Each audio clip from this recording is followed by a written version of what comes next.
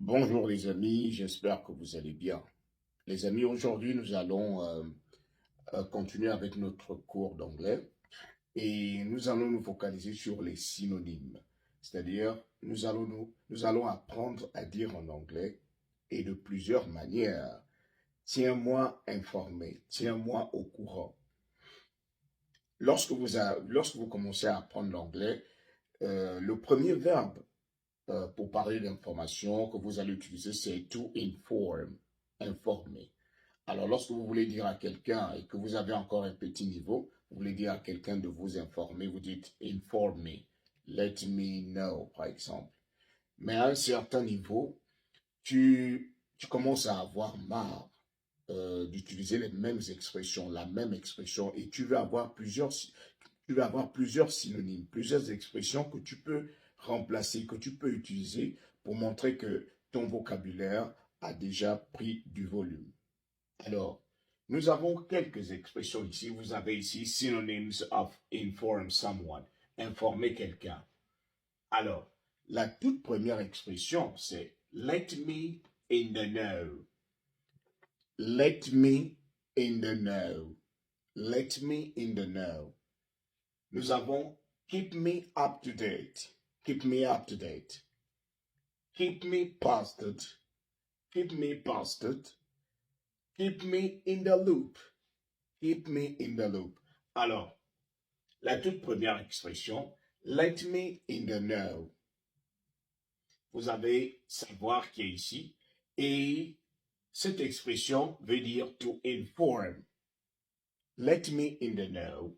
Tu as ici, keep me up to date. Keep me up to date. Mets-moi à jour. Mets-moi au parfum. Keep me posted. Keep me in the loop. Alors, ici, à quel moment utilisons-nous ces expressions? Comme je vous ai dit, lorsque vous atteignez un certain niveau, vous ne voulez plus utiliser les mêmes mots anglais que vous utilisiez lorsque vous aviez un petit bas niveau. Par exemple, le français que vous parlez aujourd'hui, ce n'est pas le français que vous parliez lorsque vous étiez au primaire. Vos mots ont changé. Vous avez déjà un vocabulaire enrichi. Et c'est la même chose qu'on fait en anglais. Lorsque vous voulez éviter de toujours utiliser inform, informer, tu prends une de ces expressions, let me in the know. Imagine tu as un parent qui est malade, tu as ton frère qui est hospitalisé et ton frère a reçu la visite de ta belle-sœur, c'est-à-dire de sa femme. Toi, tu n'es pas à l'hôpital. Tu veux avoir les informations de ton frère. Tu vas appeler ta belle-sœur. Et ta belle-sœur va certainement te dire, le docteur n'est pas encore là pour nous dire exactement de quoi il souffre. Mais lorsqu'il va arriver, il va nous faire un rapport. Il va nous dire exactement ce dont il souffre.